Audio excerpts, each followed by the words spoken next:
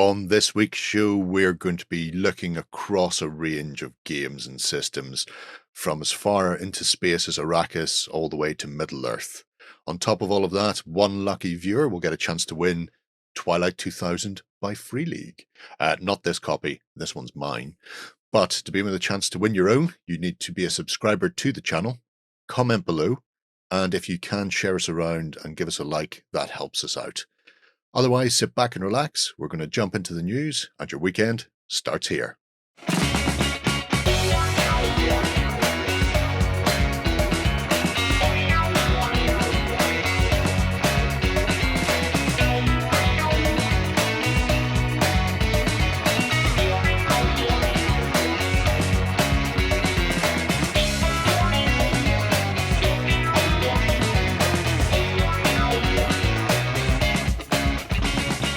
Hello everybody, we are back again to bring you another weekend's worth of fun and games. This week I'm joined by Ben, John and Free. We've abandoned Justin to the salt mines. But that's because we have something very, well, I was going to be a bit coy and circumspect about what we have coming up next week, except Osprey have already plastered it all over their social media. Next week, we're going to have a themed week. Oh my God, yes. For the Silver Bayonet. And that's where Justin currently is, sitting with his little editing hat on, desperately cutting and splicing and trying to make it look like he's not losing all the games. Yeah, we're going to have, I think it's 2 Let's Plays, is it? Some unboxings, an interview as well. So it's going to be a week full of awesome vampiric, werewolfy, Napoleonic brilliance. So yeah, cool. Should be a lot of fun. I've just about recovered from speed painting everything. You'll see those next week. You'll see them in the unboxings as well, including some of the stuff that isn't going to be out until the 3rd wave. So early next year, some of the monsters. Nick sent us some of those over from North Star to give us a few things to chuck onto the field of battle and to stab people up with. So yeah. Tune in next week for a whole host of Napoleonic Gothic horror goodness. What else is out and about then, Ben?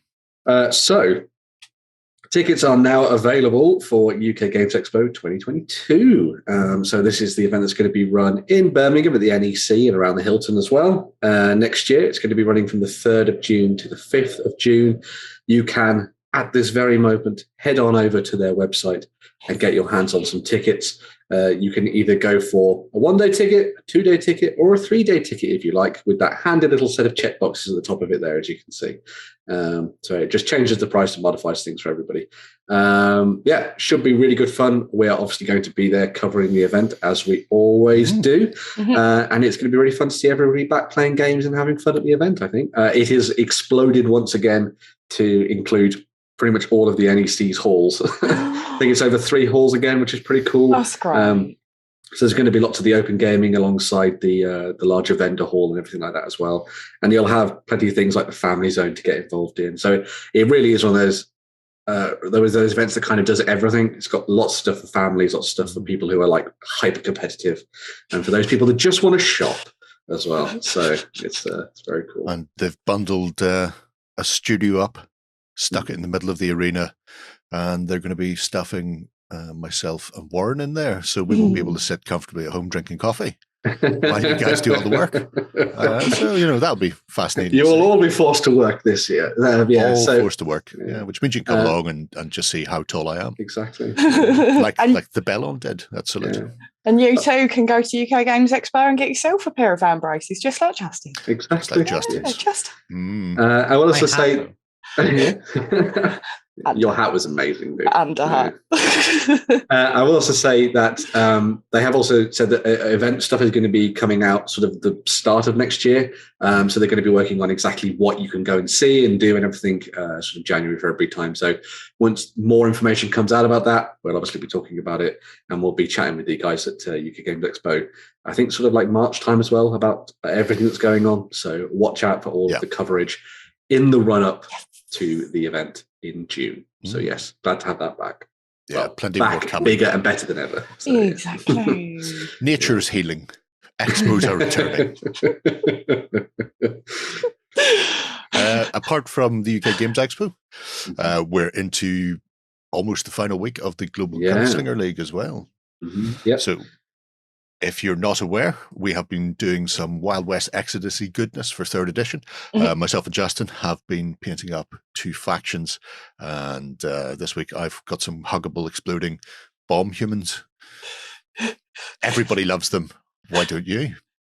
So if you've not already joined in, you can still do that. Start a project over on tabletop.com and just get stuck in, start painting and putting your force together. And if you've already got a force and people around you, then get some battle reports in as well. We've a couple of big prizes for this that we'll be announcing when we come back in the new year. So if you've not started already, there's no mad panic that you're going to miss out on a chance for a prize. Because as I said when we were starting this off, they don't need to be finished. But if if you're working through it and we like what we see, you could be a winner. So yeah, get stuck into the Global Gunslinger League and join the forces of the Enlightened, the only faction worth playing. I'm just saying, if you're not playing Enlightened, you're doing it wrong. It's biased, that. It's biased. It's not biased. It's not biased at all. Who doesn't love mechanical things and recycling? Everybody loves mechanical things and recycling. Arachnids, they're nature's killer. That's why Superman has to fight one in the 3rd act. It all makes sense now. Wow. It's a deep. I'm truly fans there. I am truly enlightened now, Jerry. Thank you. Yeah. But then it's the faction of Greta Thunberg, so It is, yeah. Of course. Upcycling. If you've got a farmer, they're not good at fighting. If you strap a bomb to that farmer and give it mechanical legs and make sure that it can't turn around of its own volition, then that becomes a terrifying weapon of destruction. Of course. Just saying. It's how I deal with farmers. Get too many subsidies anyway from the union. But apart from the Global Gunslinger League, we have a ton of news to bring you on this week's show. But we're going to kick things off, as always, with the most important part of the show, the Indie of the Week. And this week, Ben, who have you found? So this week, I've picked a company that we talked about last year when they did their Kickstarter to get things set up for the sort of Kingdom of Dunmere and stuff. But we're going to be looking at Monkstone Miniatures, which is the creation of Jack Good, who has been creating some very weird and wonderful looking miniatures that I think a lot of people will be particularly enamored with, especially if, like Free and John and Jerry, you like things like Moonstone, because all of these miniatures are incredibly whimsical and wonderful and a little bit weird and odd at the same time. Nice. So yeah, as I say, so there is no game around this. It's just a miniature collection at the moment. Not every range has to have a game attached to it. Correct, Mundo. And this is all based around the Kingdoms of Dunmere. So all the different characters that you see here are sort of born of sort of weird, twisted, folklore-esque fantasy that Jack has come up with. And and everything has a background to it, which I think is really nice about this stuff. And as you can see from this lovely little collection that they've already worked on here, as I say, a lot of it came through Kickstarter, I think the sort of end of last year. It is just some amazing looking stuff. Some of their newer miniatures are the 2 at the top you can see there. So you've got Bruno, which is the Minotaur Exile, which I just thought was fantastic. And then you've got also the Madrigors as well, which are really cool. But yeah, so one of the nice things about this collection too, and I think they did the same thing with the Kickstarter, is that if you get in at the ground floor with a lot of the miniatures when they first come out, you get the sort of art print as well and a little bit of background on it, which is nice. All of them are 28mm scale. So it was interesting because I talked to Jack about this in an email, and he was like, they're all slightly bigger or smaller than 28mm, but that's because I've not worked on any proper humans yet. And I was like, okay, cool, awesome. So so they are 28mm, so they'll work alongside a lot of other stuff, but they they got that heroic proportion to them as well. So they'll work with a lot of other different games too, if you like that. But that shows Pigley there as well. Gives you a good idea. That's kind of an ogre size. That's a 40mm round it's on. I unboxed these. I have a set of them. Yeah. So I think as is my want, I generally stick a ruler in whenever I'm unboxing so people can see how big they are. How big they are, exactly. Yeah. So when you're looking at something like this, it's difficult to get a sense of scale and proportion. But I have to say that they are the very epitome of boutique. They come in delightful little black boxes with the little black and white art print. And then on the back of it is the description, the backstory of whoever it happens to be. So, for example, you see Bruno there. But this was the initial Kickstarter that I had a wee look at. I might actually have my videos on this. I don't know. I'll have to scroll down and see. In the news article we did for it, so you can it? check it out on the website. But yeah. Why are you not moving? Oh, there you're moving. You're just moving very slowly. No, I'll come back to you. You can move the slowly. snail is gorgeous. I love the that snail. Is by far and away my favourite. So here you see things like the little buggerts, 23 mil tall. So even though they've got these huge heads and sort of very comically bulky proportions, they are still goblin, halfling, gnome sized to a human. And I like the fact that they've got that sort of dumpy look to them. Because if you put a human beside it, it does look like it's a whole other race. It's not just a short human for once. It looked a bit like Justin's D&D character, to be fair. Solid. Yeah. The thing that's quite nice about these is it very much reminded me, because I grew up like in the 90s, and during sort of like the mid portion of the 90s, a lot of the shows that were on the BBC were done with puppets and things. So you got things like the Phoenix and the Carpet, if anybody remembers that, with that weird little gremlin thing in it. And so this just reminded me of all that stuff where it's just a little bit odd and uncanny. Mm-hmm. And you can imagine these things being puppeted around and sort of chasing children through the woods, trying to eat them or something. Why would that chase a child through the woods trying to eat it? I mean, that's the friendliest thing you could see in the forest, coming at you with its rusty sickle and its cyclopean eye. And I'm not sure where its mouth begins or ends, which is probably a bad thing. Yeah. What I quite liked about this as well is that I really enjoy it when a sculptor or someone who's creating a world puts these like snippets of lore in alongside things, because then that means that if you are going to use these for the games, you kind of get an in as to how they might fit into something that you would be playing. So obviously you've got things like the Madrigors here, which are like these strange creatures that have been sort of grown by witches, like mandrakes and things in like Harry Potter or whatever. And sort of they've been used for her interesting weird wiles and stuff in the woods. And so you could put together a scenario where you have something like the sort of scenario that I just described, where you have them scouting around the wood trying to hunt someone down and drag them back to the witch's house or something. I think would be really cool. I also like that it's obviously got that kind of slightly twisted fairy tale look to a lot of this stuff as well. So, I mean, you know, whether or not it was intended or not, I think it probably was. The three pigs are obviously three pigs. And so if you use them against like a big howling wolf or something, suddenly you've got an interesting story there where these three pigs are actually like, no, screw you, wolf. We're going to come beat you up. A whole reversal. A wolf desperately trying to keep three pigs out of its den. Exactly, yeah. I love the way that this looks like a moustache and a nose. Mm-hmm. Yeah. It's ingenious. You don't often see snails, let alone with feet, walking around using his shell as a little backpack. That's beautiful. Snails are normally quite gross. He's made that look adorable. Never would I normally think. I recently took the shell off my racing snail, but unfortunately it's been very sluggish since then. God, like. You're welcome. But I like this. I like the traveling tinker look. Yeah. Because it's just so different, and this one was enormous, as you can see from the size of t'others. Yeah, there's a game we're going to be talking about later in the show, Vaesen, which I think these in particular might be an interesting thing to use as inspiration for stuff. So, for example, things like the Spriggans and the Boggarts and things would be fantastic in terms of matching up with the art style and stuff from the worlds of Vaesen. Say if you wanted to use miniatures and have investigators going off to hunt things down in the woods and things, they'd be perfect for that kind of thing. So it's definitely a range that, while very unique and boutique, as Jerry was saying, would fit into a lot of stuff.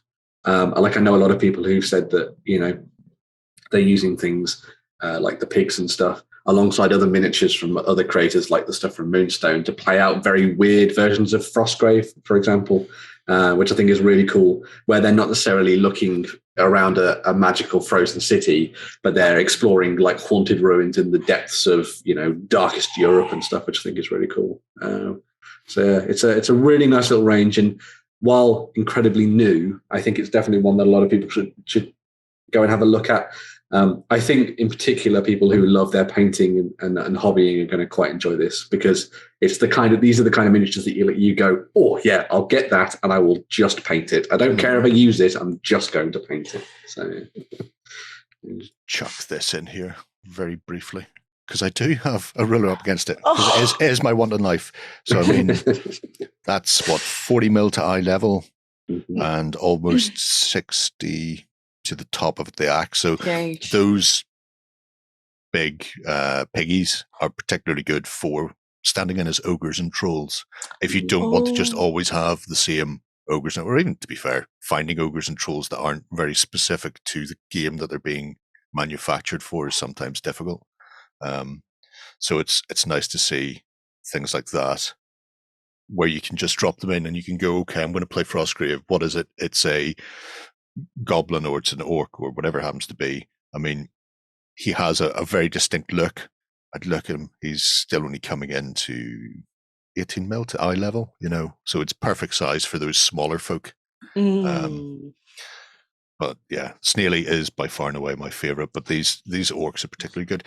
I think the orcs also had the only alternate parts, which is they had a couple of head variants. The rest, I think, are fairly standard. They're one type builds, so they're not multi-part, they're not multi-pose. These have been designed and sculpted for a very specific look. But saying that, the look they have is so distinct, I don't think I'd really want to play around with it too much. I mean, you're not going to be sitting there going, I need to have 20 of these, so I need them to look different. You can just go right ahead and have that one sort of style. And these three orcs creeping out of the darkness to batter the hell out of some mandrake roots is probably an excellent way to go. I can just hear them squealing. They're great.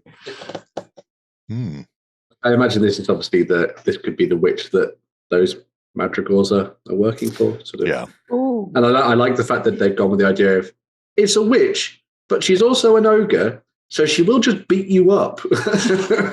Pummel you. Sometimes when she goes out to collect bits and pieces for her spells and incantations, they fight back. I love that she's also got a door as her shield. Yeah. So she's clearly broken in somewhere. Oh, or yeah. Maybe she's using that as the place where she holds her covens and things. Is that another mandrake there? Yeah, just behind the sickle. Yeah. There's a little tiny mandrake root.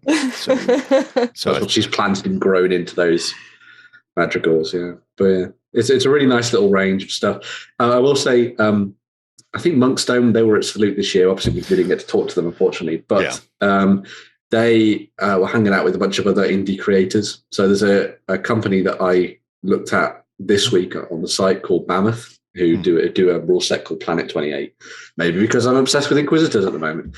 But they also do a rule set called Brutal Quest. So if you're interested in a kind of like a game that would sit alongside something like this, then go and check that out. So I'll put the link down to that below as well in the show notes for you to go and have a look at, because it's cheap as chips and good fun. So yeah, superb little range, and it's nice to see that Jack's started to expand it as well. So it's not just going to be the miniatures from the Kickstarter. There's more coming. Yeah. So it'll be fascinating to see what else the denizens of Dunmere come up with. I think one of the things that was quite good about this is I think Zealot were helping him with a lot of the stuff that was working in terms of producing the miniatures, which was quite nice, and casting them. Yeah, but a nice little sort of like homegrown UK creator. And as I think, as I say, one of the nice things is that the range is expanding, because I had assumed it was going to be one that's going to be kind of like a secular Kickstarter thing where new things would come out via that constantly. But obviously, if a couple of the new miniatures are coming out without that, then it's clearly doing well enough to continue to do them without the need to do the fundraising. But it'll be interesting to see what happens, sort of next year as things grow and change with this. Maybe a game will come out of it. Maybe like some lore books or something for you to use them alongside something like D&D would be cool too. So yeah. Interesting stuff. Yeah, it doesn't surprise me whenever he says that things like the Dark Crystal were an influence on him. You say. Yeah, a lot of that makes sense. But I think you're right. I don't think every miniature range needs a rule set. It's good sometimes just to have the miniatures and let people do what they want with it, because when you start getting into rule sets, you tend to start getting more restrictive and prescriptive. Because you need X of this, etc. And they need to be equipped with Y because that's what they have in the game. And then all of a sudden, some of the freedom of just being able to sit down and go, I just want a snail carrying a shop on its back, goes out the window. Because, that's not often going to be high on the list of things required for a skirmish game. Hopefully the kingdom develops and we see a lot more weird and wacky stuff from Monkstone miniatures. But terrific. Really cute, nice title, Lindy, to start you with. We're going to take a quick swish, and when we come back, we're going to get stuck into the news. Coming to you from the center of Northwestern Europe. Covering board games, war games, card games, and all that you love. It's the news. And so, yes, we are back with some wonderful tabletop gaming news that has been going on this week. We start things off with a little bit of festive cheer. As you can tell, we're all wearing Christmas jumpers, apart from Jerry, the Grinch. Because it is Christmas jumper day, apparently, according to what Free was telling us. I've heard. I've probably got the date well off. If not, guys, I've just got all Christmas jumpers on today. It's actually March. But anyway. It's another one of these made-up things. Like, Blue Monday and Valentine's Day. I refuse to concede. Thank Christmas jumper, yes. Yep. So in the spirit of Christmas and festive stuff, Whaling Games and Warcradle have put together a section of Christmas miniatures that you're able to get your hands on this year. So this is a section of the miniatures that were available over the last couple of years from the guys at Whaling Games. You'll be able to pick all of them up throughout the month of December, all the way to the end of it, as you can see there, 31st of December. You have 3 Wild West Exodus miniatures to choose from, as well as one of them from the Mythos universe as well. So you've got Krampus Rex, shown there at the front, looking very Krampusy. I think it's possibly one of the coolest ones they've done for this section. I love that. I love how absolutely murderous he looks. Yeah, because at first you're like, oh wow, that's nice and Christmassy, and then you see all the little details such as the foot, the arm, the spikes coming in, and the big bloody club. Yeah, so you've got Krampus Rex there. You've got Kyle the red and white. Who you can see there as well, who's carrying a little tiny Dystopian Wars toy, as you saw in there. This was just before everything was re-released for that game, which is pretty cool. So pretty awesome there. You've also got Madre Navidad as well. I said that in the perfect way. Well done. Mounted on the top of her steed, as you can see there, ready to throw some explosives and blow people up on the back of her mechanical reindeer. The explosive pudding is a lovely touch. Exactly. That's nice, yeah. That's sometimes when you put too much alcohol on the Christmas pudding. And the last of the miniatures is Morozko, which is one of the miniatures that was designed for Mythos, and this was the one from last year.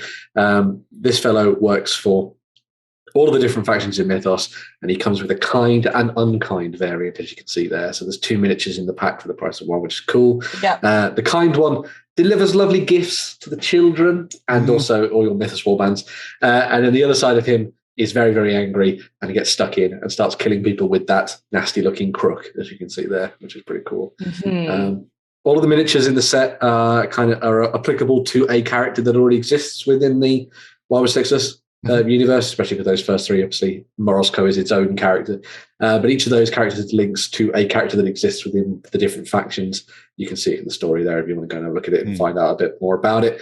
So if you're interested in picking some of these up as alternative miniatures, using them as in Christmas scenarios, then you can definitely do that this month. So all you've got to do, head on over to their web store and get hold of them before the end of the month. So pretty cool. Why did you say that about the Christmas scenarios? That's something I want to see actually coming out from a lot of companies. Is to just go in there and do little Christmas scenarios. Yeah. That would be cool. Just for novelty value. They don't have to be particularly balanced. They just have to be fun and seasonal. I think Mark did a really good one for Moonstone, which is all about Grimble's snack and delivering presents. And that's a hilarious game as a frog with a long-bearded gnome just chucks presents around the place while everybody else beats the living tar out of each other trying to get them. I mean, it's just mental. Does that mean if you want to do a First World War, like a Warlord Games, like Great War sort of thing, you could just play Subbuteo with the First World War figures on the top? Yeah. Christmas Truce football game. In fact, the RAF did it. It was at Salute They this year. did, yeah. We had a chat to them about that. Yeah. It was good. And then a friend from Germany pointed out that Germany won that 3-2. The score is never mentioned. It's always, a football match in no man's land. Aren't they nice? 3-2. You mean to say it's the only World Cup they've ever had? Wow. Oh, no, they've had loads. England have only had one World Cup. Germany have had, I think, 6. That's good. Yeah. Best not go into the cup territory there. But But yeah. if there isn't any Christmas scenarios out there for your favourite game systems, if you are making your own ones, let us know what they are as well. You might be festiving up your miniatures games or painting some a little different in the classic red, white and green. Yeah. But remember, always got to do the Christmas check when you paint miniatures in red, white and green. You paint them and then you go, is it too Christmassy? Yes, it is. Strip them and start again. Just throw some glitter on it after that. There's no such thing as too Christmassy when it's an actual Christmas miniature. Well, it's that only is when you're true, painting yeah. non-Christmas miniatures you have to check. And they used to do them years ago. Every company used to chuck out something. Foundry, I think Foundry have resurrected theirs as well for Christmas. So Reaper do them as well. Reaper do them. Yeah. Games Workshop, I think, are just doing the Gobbo. They did a big nasty orc as well. Have they done a So, different one as well? yeah. Because I seen the Gobbo reappearing a The couple of weeks ago. Gobbo, Yeah, the red Gobbo is I imagine they've just got a lot left over from last year that nobody bought. If that's the case, if they've got 2 separate Christmas miniatures, strange stuff. But yeah, Christmas time is here. Let's move away from Christmas time because it's the worst, and let's take a look at something far more interesting, which is Wargames Atlantic's announcement of the Space Brits coming soon to tabletop in 2022. Not exactly sure when these are going to be landing, but this will be the next of their Deathfields range. So, like the Grognards, the Napoleonic French in space, the Space Brits are on their way. That is not going to be the name. They haven't told us what the name is yet. People are chucking around ideas like the old Contemptibles and stuff like that. But the box set will allow you to make 24 of your sci-fi British figures. This is an idea of what was going into the sprue. So we're not sure of actual amounts or what way it's going to fit, but you will get 4 head variants. So you'll get things like the bear skins, the Brody caps, the pith helmets. And interestingly enough, it's a uniform that works very well because it changed in the late 1800s from scarlet and blue into khaki. So the actual design didn't change a huge amount into the First World War. So whereas we've seen that the very red Rourke's Drift-esque one that people will be aware of from like the Zulu Wars in the 1870s, they have actually also painted up one in sort of khaki color. No, there he is there. And it suits as well. I did see somebody going, I want more sci-fi. It doesn't look sci-fi enough. They should give them guns like in Star Wars, which made me almost choke on my coffee because in Star Wars they used MG34s and Lewis guns.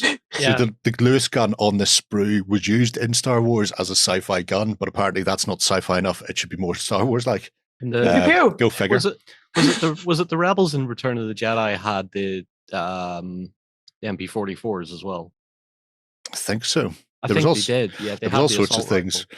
I know the Jawas used a few British weapons as well, but things like having the blooper for the grenade launcher is quite nice because generally you see the big drum mags, whereas that's very old school. Having the rocket launcher be the Piat flamer. There should be a good mix of stuff in there that will allow you to play your sort of sci-fi, your 40k or your Space 1889 sort of Victoriana equally well. So yeah, I'm excited for these. People have been crying out for plastic Mordians and plastic Praetorian Guard forever and a day since GW first made them. Then went, we're not releasing them. Then released them as a limited set, and then went, yeah, goodbye. They're not happening ever again. So yeah, it'll be a a box set that I'm sure will go down a storm when it finally arrives. So it'll just be a case of watching and waiting to see what is the actual release date when they get them tooled. Apart from the Space Brits, they've also shown off the actual Conquistador sprue in a bit more detail, including the little half sprue. So we'd seen this and I knew there was a half sprue coming, but we hadn't seen that part, which allows you to get in there and make various variants for your, not just your invasion of South America, but also, you can play your European conflicts as well, because they make very good turcos. And even if you want, you could do something like the Samurai versus Portuguese. I think it's Battle of Futkama. Wouldn't have thought would happen, but no, there you go. I don't think they fought on land, but it was a naval conflict. But at one point, they attacked the sort of the main Portuguese ship, and a bunch of Portuguese soldiers fended them off. So as your feudal Japanese are attacking, you can be trying to stave off the attack, and you can move it to land if you want. But if you do plan on doing South America, they've also shown off the first. This is one from the shop floor sort of thing, so it's not going to be as detailed as the others. High res. But this is the first test cast through for the Aztecs. So as you can see, a lot of variety on the sprue, including those wicked obsidian clubs or obsidian bladed clubs, which will win friends and influence people. I also like the fact that they've got things like the jaguar skinned warriors on it and that sort of thing as well, because if you were planning on doing it, you'd imagine it would be more of the standard sort of get up where you're not having the massive weird leopard skin onesie rocking around the place. I just liked it because it's one of the things. The first time I heard of Aztec warriors when I was in primary school, there was a very vivid picture of a jaguar warrior leaping forward and about to club somebody to death with one of those massive obsidian whacking sticks. And that one stuck with me for a while because apart from his massive tiger onesie, he also had beautiful plumage. So much plumage coming off the back of him. It was a stunning piece of artwork from those old reference books didn't shy away. I remember reading one about like the Cortez's invasion and stuff, and there was a piece of artwork probably similar to what you've seen, where there's just this Aztec warrior braining this Spanish guy. There's blood flying off an elbow. I was like, well, this is cool. I want to be a war gamer. It's like everything was better in the old days. Even things like the Airfix box covers used to have. So if you bought something like a Wellington bomber or whatever, it would, the box art would be a bomber and maybe one of its engines had been knocked out and there was, other planes dogfighting behind it and some of them falling out of the sky and all the rest. And recently they went back and airbrushed out things like the damage and the pilots ejecting and parachuting down and people being shot up because apparently war's a bit too bloodthirsty.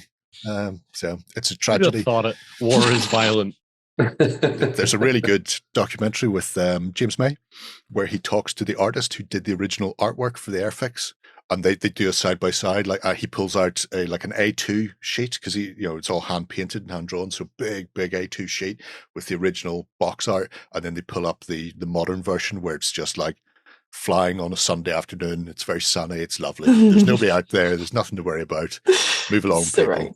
Yeah. So the old days are great. But anyway, Space Brits 2022, and hopefully the Aztecs and Conquistadors in the not too distant future from Wargames Atlantic. So it opens up possibilities, so many possibilities. Not sure where they're going to go yet, but I'll find a way to shoehorn them into a game. They've done more of their polls as well at Wargames Atlantic, asking what they want to see next. So there's Landsknecht ogres on the way that somebody won one of the they did a competition poll. And the winner picked those. So a big box set of very empire-like ogres are coming in plastic, and I will murder any 3 people to get my hands on those. A man needs. Hold on, there's 3 of us here. What? Just saying, I'm just distracting you while my assassins creep up. Anyway, if you want to survive free, how would you go about it? we are heading into the water to bring a game back of nostalgia from the quiet. Okay, so Stronghold Games are bringing out a new edition of Survive Escape from Atlantis for their 30th anniversary. And this one is one of those games that I'm going to be purchasing before Christmas comes around. So if you've never played the game before, players are going to work on a board which is made up of 40 different hex tiles. So the island is in peril. It's in chaos because the volcano in the middle is going to explode. It's going to get through the whole population of the island, and it is up to the players to get them off into the island by a boat or using their human-powered limbs to swim to the surrounding safe place. So just because the civilians are in the water away from the exploding volcano does not mean that they are safe. They're far from it, because they will be out of the fire and into the frying pan with sea creatures looking for their next meal, or just a human to play with, because why not? So not only has the game been updated with new artwork, it's had a bit of a revamp aesthetically, but there's been some tweaks to gameplay as well as cutting down some time of play as well. So what I will say is this was a game that I adored as a kid. And by adored, I mean this was a game that my sister was always unable to grasp, and that didn't happen often.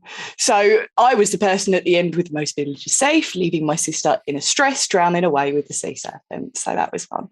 So you can get your hands on the new edition on December the 15th. So if you do remember this title like I do and want to relive the competitive panic over Christmas, I will be forcing my sister to open the gift of Christmas Revival to bring back some painful memories of me leaving her in the dust this year. So if you do remember this one, it is quite a nice feeling, nostalgic one for me. So really excited for this one to come back. Has it changed much then? It looks like the board's different. There used to be kind of like a little whirlpool bit from what I remember. Oh, it's been so long since I've seen the board, and there was like a little indent. Do you remember that, Ben? And you had symbols going around the outside of this little indent. Yeah. So the original game that I played, weirdly, that came from a car boot sale of all places, it didn't have dice for deciding what the monsters did. It had like a spinny disc with a ball bearing in it, so you span that, and that's what happened, because it would land on a number, and then the segment of that would be the monster that would activate at that time. And then obviously they revamped it into the version you see there, which uses... Also, the original version, because obviously this was back during the 90s or whatever, had massive, huge plastic blocks instead of as oh my god, it's the volcano big cardboard blocks. tiles. Yeah. So it was like a Restoration Games thing almost back then, actually. And it had little plastic models for everything, and the little people were little tiny like wooden pieces. Same wooden pieces now. The meeples, obviously, at this point. But then I think with this one, what they've done, as Free was saying, is they've changed and sort of revamped the artwork a little bit on the tiles and the islands and everything like that as well. It'll be interesting to see what they've balanced gameplay-wise. Because one of the things that was always interesting about that game for me is that you could play it two different ways. You could either play it where you looked at the bottom of the pieces and they each had numbers on them, and that was how many victory points they scored if you got them to the island. So you'd look at them all, remember which ones was which, and put them on the island in strategic places to get them off. And that's like the hardcore version, because you're like, I know that guy's worth 5 points, don't you dare sink him. No. Or you can play the relaxed version where you don't look at the numbers at the bottom, you put everyone wherever you want, and then you just see what the score is at the end. That's the nice way. Or you could be in the happy medium and did what I did and looked at the numbers when I knew my sister didn't, and just be like, oh, so that naughty. Shocking. Yeah, it looks cool though. Yeah. Does it generate the island every time, or is that a fixed island? So the island's completely randomly generated every time. Okay, cool. Because you place the tiles down, going from the middle outwards until you run out, basically. So you do you turn them all over, and then you go outwards from there. So it's really cool. So, but yeah, it's a good little game actually. It is. Yeah. It's quite a fun, nice little one. Fascinating stuff. And 2 to 4 players. Yes. Yep. 2 to 4 players. So it means somebody gets to be referee then in a lot of households. They just sit there and drink and enjoy themselves and watch the mayhem ensue. Yeah. And the tears. They can decide why it's right the shark ate you and not your brother. Is that how that one goes? Yes. Yep. So suspense, adventure, and thrills with Survive, the Escape from Atlantis. That'll be a fascinating one to see. Obviously not as good as the time MacGyver found Atlantis, but few things are. Weirdly, MacGyver found Atlantis with Gimli. So I do love a bit of John Rhys Davies. Do you remember that he used to be the kingpin at one point in a straight-to-TV movie for the Hulk? So yes. No way. Yeah, he was Kingpin, and he was all techno Kingpin. It was really weird. But anyway, Probably because, like most things, he didn't like to move around a lot. Exactly. Yeah. Gimli, I'm not going to do complicated fighting. You run forward, and I'll pop you with my axe. Yeah. Right? He was in an Indiana Jones, wasn't he? Was he in Temple of Doom? He was in a couple. He played in the these Fez first one and the last one. Yeah. Well, the first one of the original. No, first one and the last one. You were correct. You don't need to. Oh yes, of course. There. Yes, right. Yeah. That's how that one goes. Anyway. But yes, so moving away from surviving in Atlantis to surviving during the Vietnam War. So Rubicon Models have been putting together a 156 scale collection of miniatures for playing out this period of warfare. So some of the stuff that we've been seeing recently over on social media and things has been around their United States Marine Corps Marines, as you can see here. So they're going to be doing incredibly high detailed plastic kits, as they always do, putting together fascinating troops for you to use during this period.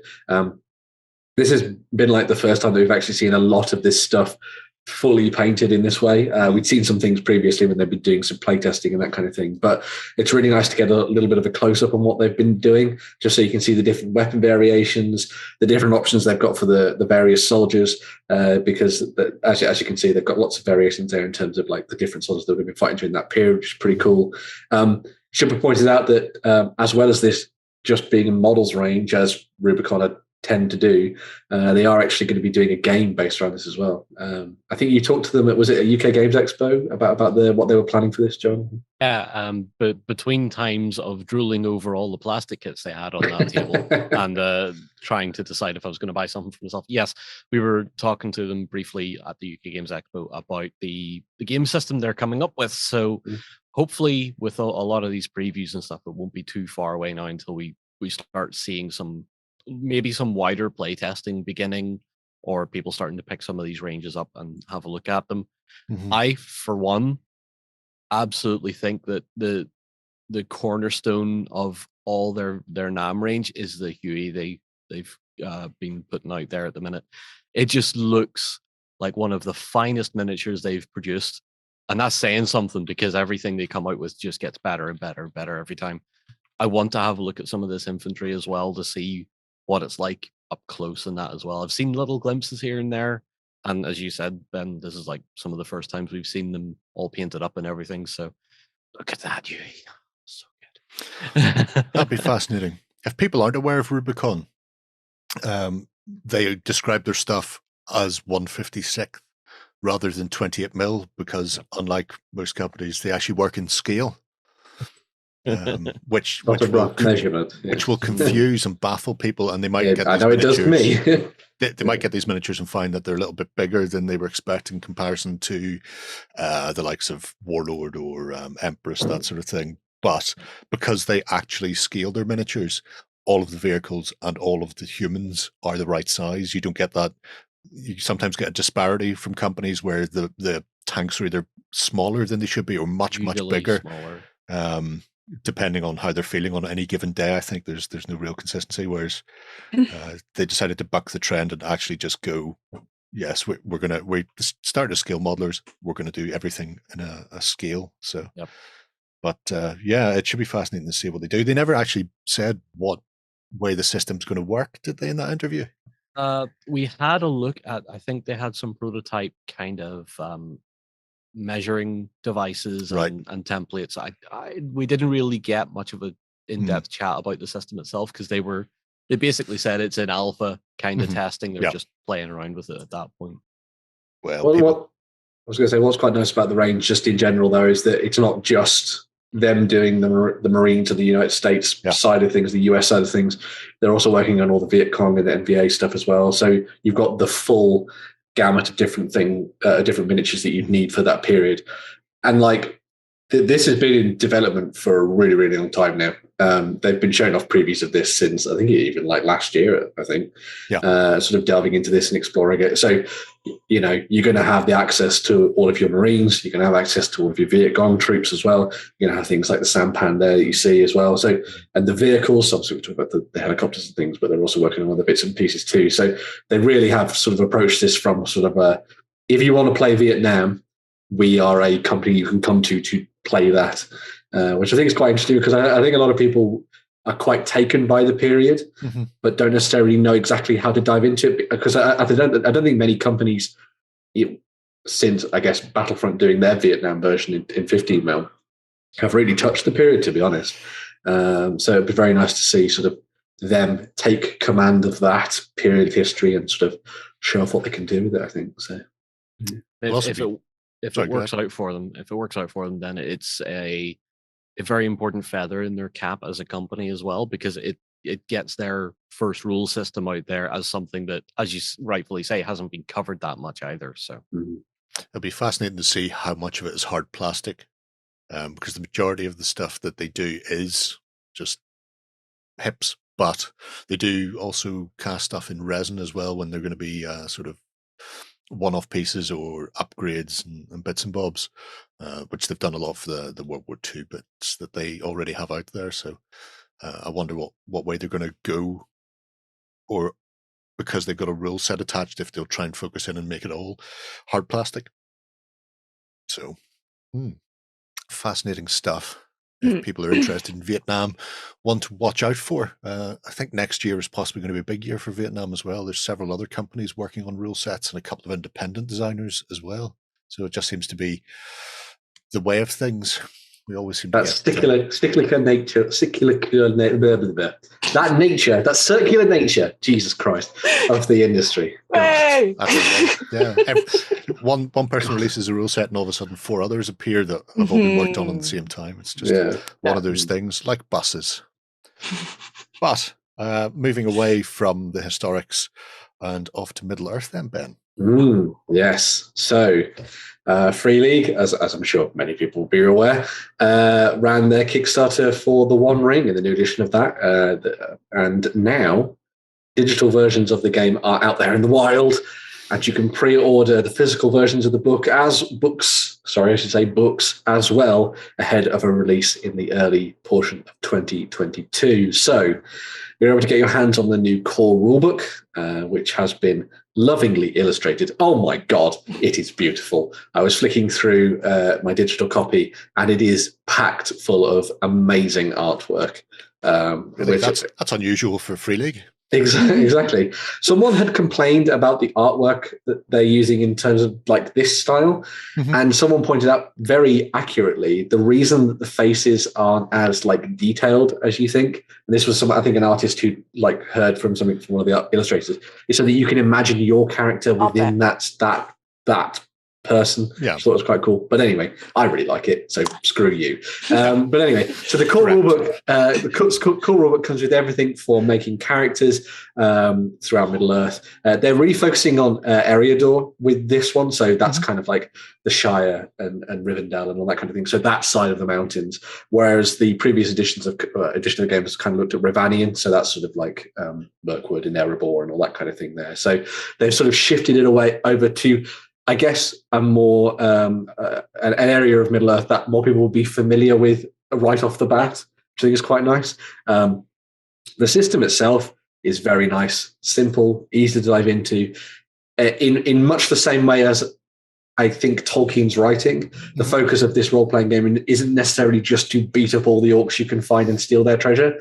It's very much about exploration, social encounters, journeying, which I think is really cool. The amount of time and effort you could put into maps in this is astronomical.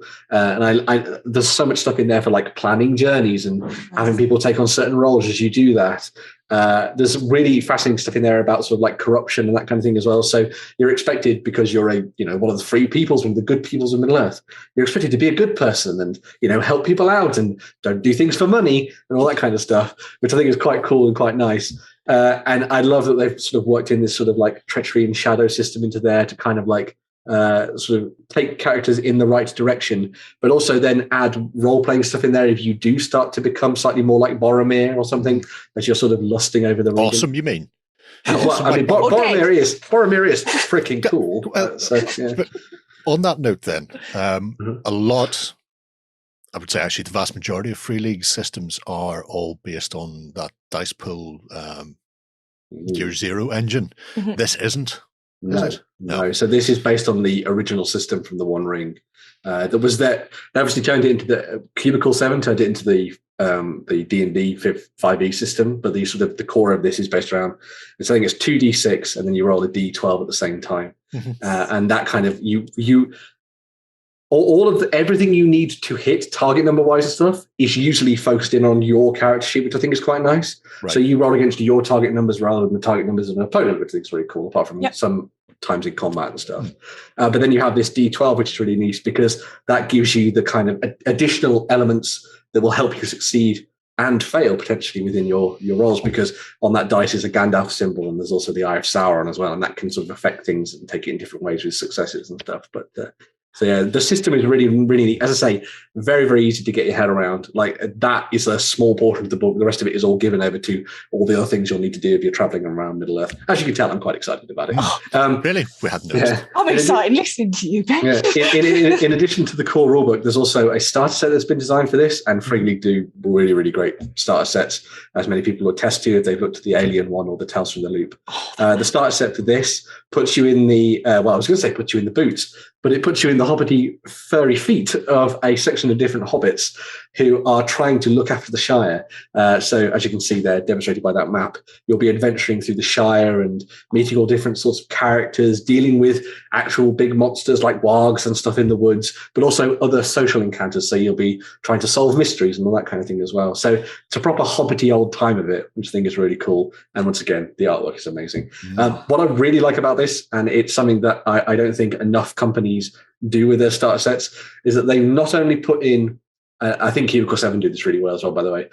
They've put in enough for not just one session, but multiple sessions. Nice. And there's enough in there because of that Shire compendium for you to continue to tell stories in that beyond what you do in the starter set. So it's not one of these things where you play this, you're done in one session. One and done, and then you have to buy the core rulebook kind of thing. Yeah. You can get this and have just as much fun with this as you would just buying the core book and playing that with your friends, which I think is really cool. It's as I say, reading through this in its digital style at the moment. I think its digital form, I think has been really good, and I think they've put a lot of effort and a lot of love into this. As I say, the artwork's fantastic, and there's some really cool secrets in it as well. Oh my god, there's some secrets in there that you'll be like, oh, that's so cool if you like Lord of the Rings. There's also this set. So this is the Loremaster screen. So that Loremaster screen, it just looks beautiful, as you can see there. And it comes with everything you need on the back of it for playing the game. So you can set that up as the Loremaster and have fun.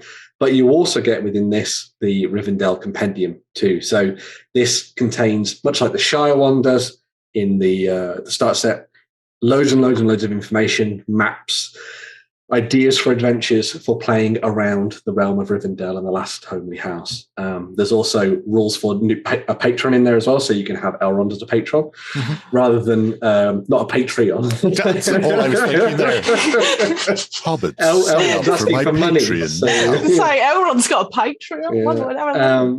But you'll also find rules in there for making high elven characters as well. So if you obviously don't find those in the core book, you've got things like the Dunedain and all that kind of thing in there, which is really cool. But yeah, if you want to play high elves, then you'll definitely want to pick this up. So maybe nudge your lore master to go and pick this up so that you can play as your favourite Glorfindel-like character on the tabletop. Yeah, very, very cool stuff indeed. And as I say, all of it's coming sort of out physically at the start of 2022. And I have no doubt that a lot more stuff is on the way from Free League for this. I want to point out for those people that did like the 5th edition version of Adventures in Middle-earth, which they did, Cubicle 7 did a couple of years ago, they are working towards doing a 5th edition sort of version of the game as well. So if your group is primarily playing that and enjoying the mechanics from D&D and 5e, then you do have that to look out for in the future. They did something similar for Symbaroum, I think it was, and a lot of people have really dived into that and had fun with it. So yeah, if you're interested in Middle-earth, like me, like Free, then this is definitely one to go and check out. A little bit different from your normal fantasy-based role-playing games, but that is a good thing. Do you know, you made my heart so warm talking about little adventures going off as a hobbit. That's what you do as a hobbit. You don't. I mean, if there was an adventure where you'd sit in the Green Dragon, go and talk to some other hobbit folk, cross a river, get in trouble. It just sounds so being a hobbit. Yeah. Oh, it sounds great. And the map got me specifically. The map is beautiful. I'm a sucker for maps anyway, but Map. There you go. Yeah. So keep her out then. You can pre-order it now. Hopefully get it just in the new year. And if you want to see just how good the quality of Free League starter sets are, don't forget to comment below and you could win that copy of Twilight 2000, which isn't so much a starter set as a, oh my god, this is everything you'll ever need ever. Is this an RPG or there are game? hex counters and everything. it's a behemoth. But moving away from Middle-earth and off to the dusty desert of Arrakis, also known as Dune. Dune. Dune, yeah. Dune seems to be all everybody's talking about at the minute. Yeah, I'm aware that I say don't like Dome. So if there's anyone out there that says it this way as well, please let me know so I'm not bullied by the general public anymore. So there is an expansion coming to Gale Force 9's Dune board game title. So you're adding Chome, I want to say Chome, and Richie's House to the fray in February next year. So this is the second expansion for Doom. It came with Conquest, Diplomacy and Betrayal, and now 2 factions are going to be creating more diversity and adding more diverse game mechanics, really. So the upcoming expansion lets players take control of Chome, and they are the greatest economic power within the universe, or House Rachis, which are kind of similar to the Ixians, but they're very, very tech savvy. So they're progressed in their technological innovations. So if you have got the core box and the first expansion and plan on getting your hands on this one, that means a total of 10 factions that are available in the game now, and that's 210 different combinations in a 6-player game. So it is diverse. So you may want to jump on some of the newer stuff that's come out next to the film, but I can say to you that this one is great and it's still growing. So you're going to get loads of tactics to consider and politics to balance on the table. So in this new expansion box, you can get a rule book, 2-player faction shield, 2-player sheets, 49 cards, 59 tokens. But if you haven't dipped in your toe into the universe yet, you can actually get a digital copy of the rule book on Gale Force 9 for free as well. So there is a lot going on in the universe at the minute. And it's quite interesting to see more factions join in to change up the game once again. Yeah, it'll be a big one. If people are, obviously, Dune has a massive, massive, massive following, including Bill Bailey. Dune. That original game is stunning. It's a slog. It's an event game, as I like to call it. It's like Twilight Imperium. You set this up and then that's your weekend kind of thing. But when they were re-releasing it, and I'm not talking about the new one with all the actors slapped all over it, but the Gale Force 9 Dune game they released 2 years ago, maybe a year and a half. Anyway, it contains the original rules for that massive event style game, but it also contains a cut down version to take into account people are lazier these days. I'm not going to say they've got more going on. You've exactly the same amount going on that you had back then. It's just you're lazier and less focused and want to go watch Netflix. So there's a cut down version. And to do that, they got the original games designers did it. They went in. It wasn't somebody coming in with editorial blinkers on and went chop, chop, chop. The game designers went back and went, here's how we would speed it up for modern play. So you've got in that game 2 similar styles of game, but one that's very in depth, and then the one that's got I don't even want to say a lighter touch because it's still a very complex and in depth game. Yeah, but you can get through it in less than 12 hours. Adding in additional factions, members of the Landsraad, is always good fun. So yeah, although why would you not be House Harkonnen? Everybody wants to be the floating fat man. Spend your time pretending to be Sting. All I see is the trainees I want to kill. I will point out that the Dune TV series, the short-lived Dune TV series, the James McAvoy one, James McAvoy one is up on Prime, I think, still at the moment. So if you're interested in watching something very weird, it was actually really good as well. It was, but weird. Strangely enough, but yeah, so it's nice to see. It's nice to see they're expanding, and then obviously they've got the movie tie-in version, which is. I don't think it contains the big, overarching, huge original core game. I think it is just the more modern, sort of stripped down version of the rule set. So if you want to have your Jason Momoas and your Timothy Charlemagne's or whatever they're called, then you can get that one. Did I? Well done! Timothy Momoa and Jason Chalamet. It's me done. My work here is done. I've managed to get 2 modern actors out. All right. I'm not just focused on Sting. I will kill him. Anyway, so wrapping things up for the news this week, Ben. So yes, Warhammer's been quite big this week, apparently. Mainly it's because of Henry Cavill, but we'll come to that in a minute. Although he is intrinsically linked with everything we're talking about here.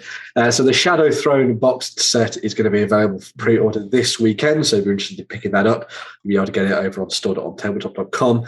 This contains the 2, I'd say, fairly elite forces. You've got the Adeptus Custodes and the Genestealer cults here for use in Warhammer 40,000.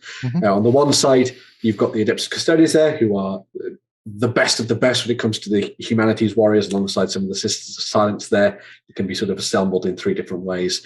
The reason the force is so small is because they are all effectively miniature units in their own right. This is the sort of the big new miniature that's available for this box set as well, which is the Blade Champion. I'd say it's nigh on impossible to kill him. He is an absolute murder machine, as you'd imagine a transhuman warrior would be in the 41st millennium. But yeah, pretty cool stuff if you're looking at the Adeptus Custodes at the moment. Maybe I am. There's also, on the other side of things, you've got the Genestealer cults, and here you've got a new model for the which is laden down with explosives, called the Reductus Saboteur. As you can see there, she can set up mines and explosives all over the table and blow things to holy hell. And since you're on Terra, you want to cause as much damage as possible, I would imagine, to bring forth the Patriarch and all the lovely Tyranids in the skies. That's a song from the 70s, right? Tyranids in the skies, or so, I don't know. You've also got a bunch of additional models that obviously, as you've seen there, feature the different sets. As I said, these are fairly like, I don't want to, maybe elite's not the right word. I'd like to call them finesse forces, I think is the way that a lot of people used to term these. There's a lot of planning that has to go into making these work on the tabletop. For example, the Genestealer cults, as you might imagine, they're made up of a lot of people who have been slightly mutated, but in essence are normal people.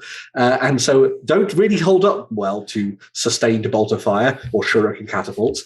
And so you've got to really think about how you deploy them on the tabletop, where you pop up and then disappear through terrain and that kind of thing. And obviously with the Reductus Saboteur, you're trying to plant bombs and stuff and blow up buildings and things, because the only way to stop a Blade Champion is to probably drop a building on him. And even then, that might not stop him. When it comes to the sort of Adeptus Custodes side of things, they've got this new stuff with kind of like the way that they decide how they will approach every single sequence of the battle. So you'll start off with a certain amount of tenants, and you'll sort of go through stage 1 of that, and that will lead into the next one and the next one and the next one. So you might start off following one that gets you very quickly up the table, and then switch over into one that allows you to be very good in melee or something. And each of that's then tied to the different forces within the Adeptus Custodes as well, that each have their own themes and stuff as well. So there's some interesting stuff there for people who want to try a slightly more in-depth force, I think, for both the Adeptus Custodes and the Genestealer cults. But then again, everything in Games Workshop at the moment when it comes to these different factions has been notched up, I would say. There's a lot more options in there for people to try and get their heads around, especially when it comes to things like stratagems and all that kind of stuff as well, which for someone who started with, like, I don't know, the 3rd edition of the game is still a lot, because I always still think 1 HQ and 2 troops. That's how everything is done. That's how you start. But yeah, as I say, this should be available for pre-order this weekend, so make sure to go and check it out if you want to. And as I said, this does link us nicely into Henry Cavill, who is our own living Adeptus Custodes, I would imagine. Because it will not have escaped anyone's attention that he was on Graham Norton over over last weekend, where he was talking about his nerdy hobbies, as you can see here. And a lot of people were very annoyed at Graham because he seemed like he was taking the piss. I will say Graham takes the piss out of everybody, but I can understand why people were annoyed at this, because this is the kind of thing that I'm sure everybody has faced at one time or another when they were a child, a teenager, or an adult, when someone says, you paint dolls, as one of my friends has said. And I went, no, they're not dolls. They're toys. They're not toys either, but okay. It's Warhammer, Graham, as Henry Cavill would say. But this is the thing that I took out of this, is that this is just only a good thing. Like, if you've got someone like Henry Cavill who, you know, is the person he is and looks the way he does and acts the way he does if he is someone who dives into Warhammer and plays that, hopefully this will get a lot more people playing the game and diving into tabletop gaming in general, I think. And it's the same way whenever he was being interviewed for Superman. When he was going to play Superman, then ended up playing that murderer instead. And he spent a lot of time telling people that he almost missed the audition for Murder Man because he was playing Warcraft. So that started an awful lot of people going on and on about Warcraft for a long time. So, it's interesting that it's gone into the public eye more. Very much so. The thing that's really interesting for me is that, like, I know he clearly loves the hobby and he obviously enjoys it and stuff. But I can't help thinking that he's shopping something around and he's talking to people behind closed doors. Because he did this for The Witcher. He talked about it a lot and he was like, hey, I really like Geralt and all that kind of thing. And then lo and behold, he gets to play Geralt in the Netflix show. I keep thinking that he's like, hey, I really like all this. Oh, look, a surreptitiously placed Eisenhorn novel. Oh, look, I'm talking about myself being the Emperor. He's clearly angling for something. Yeah. Exactly. Here you go. So maybe he's just doing it so that he gets a free go round Forge World at Warhammer World, so that he can pick up all his stuff and you spend his winnings. He just wants a plastic Thunderhawk. Yeah. That's all he wants. Yeah. And if it requires him to go on Graham Norton and be insulted, then so exactly. be it. Yep. I will say the cool thing about this is when he did this. When he put this up on Instagram, obviously he didn't put the text on it, but he named himself as, I think it was. Is it Neroth, which is the name that the Emperor gave himself? So he clearly has done like a little bit of research into the background of all this. But yeah, I was thinking, man, he looks a lot like a young Eisenhorn to me. Give him a nice, shave his head. Hair, yeah. Or shave his head and make it old one. Do we know much about the Eisenhorn series yet? Absolutely nothing. I know that it was going to be on a different platform. I think it was going to be Prime or Netflix, I think. And then obviously Warhammer Plus came around. So I don't know what's happening. Warhammer Plus. So it'll be going back to Prime. It's not going to be on Warhammer Plus. Yeah, it's going to be on Prime. They want more than 4 people to see it. Yeah. I was also, me and my friend were having a conversation about this. However he might be involved in something in the future. I think the Horus Heresy stuff would be amazing to see realized in some form. But it's definitely not the thing you'd start with, I think. No, you start with Draco, Inquisitor. Exactly, inquisitorial stuff and all that kind of thing. Yeah, and you do that to give a flavor of the world, and then you come into something like the Horus Heresy later on down the line. But imagine that, a massive, huge, either film series or TV series set around the Horus Heresy, telling the story of the fall of the Imperium and everything. That'd be amazing. The problem is, every one of them would have to be a hit. Yes. Every single one of them would have to do good. And you go TV series, you go Game of Thrones. Mm-hmm. Because Arcane taught us a lot about a TV series that worked really well with a really unique art style. However, it did take them 6 years to put together. That is true. Yeah. So, but if you want to do something like the Horus Heresy, you're pretty much devoting a season to a what you call them? I want to say Exarch, but that's Eldar. What do you call it? Primarch. You're devoting a season to a Primarch, even if you're just going to cover the main ones, and then you finish off with, ruffle stomping. The Siege of Terror. The Siege of Terror. Yeah. By that stage, everybody knows who people are and what's happening, and you built up, and then you can make it a crushing disappointment, just like Game of Thrones. I'm also going to say, because every single YouTuber and Instagrammer and anybody who's ever on social media has done this as well. Henry, if you're watching, you can come and talk to us. I mean, we'd love you to have you. Everyone else has been doing the same thing and asking you to play games and things. We just want to have a chat with you. That would be cool. Come and have a chat with us. Yeah. I'm going to put a bet out, right? The answer to that one is no. There we go. If he does make contact with anybody in our industry, I'm going to put £100 Warhammer TV. No, that it'll be mini wargaming. Right. £100 says mini wargaming first. I would say he would do Warhammer TV. Yeah. That's possibly the only way to get people to subscribe. I just want to know one thing. I want to know that time when you murdered Zod and then you fell down on your knees screaming. Was that a little callback to the original proper Superman where they had that kneel before Zod line? This is why he's not going to come to us, because it's not going to be about wargaming if we're talking to him. It's going to be about everything else. I would also say it was very nice of Tom Holland to say in that interview as well. He was like, "Oh, can I have a game?" Because you know what? Now everyone's calling out for this Tom Holland versus Henry Cavill in a Warhammer game at Warhammer World. That'd be cool. Yeah. I want to see his miniatures. I just want to see his painting stuff. I know he's a very private man, but I want to see what he's been doing. Yeah. He has had a couple on his Instagram. He's I think I've seen some Space Marines of his somewhere. Yeah, he did like a Custodians thing. Yeah, Custodians. Yeah. So spray gold, chestnut wash. Move on. Busy man. But it's groundbreaking if Henry Cavill does it, apparently. Exactly. It's never a bad thing to have more people talking about this. Absolutely. There's even people talking about it on BBC Kent this week. Wow. So, everyone's getting all into Warhammer. Nobody's talking about it in BBC Northern Ireland, I can tell you that much. They're all too busy going, we should be murdering more animals with dogs. That's what BBC Northern Ireland's all about at the moment. Yeah. And on that note, that's enough of the news. We're going to take a quick switch and come back with some 3D printing.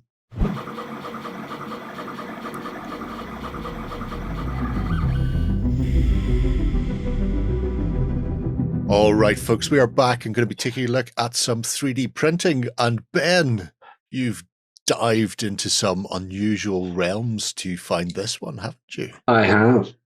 In fact, stepped into the VoidRealm. VoidRealm Minis. So I'm just going to read you the description of this because it's pretty cool. You do it while I just pick out random things.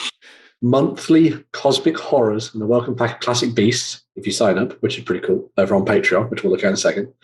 Founded by a former Cirque du Soleil acrobat, the VoidRealm side of miniatures is unlike any other, blending cosmic horror with original surreal monsters that would make Lovecraft himself shudder. Titanic horrors, bizarre creatures, cosmic guardians, and more await you in the void. And I think that's a pretty good opener to this. Yeah. So, but yes, as you might have imagined from that description, these are a selection of different miniatures that have been themed around the idea of Lovecraftian horrors and other things from the other end of the universe and everything in between. And I basically, I think the overriding word for this stuff is gribbly.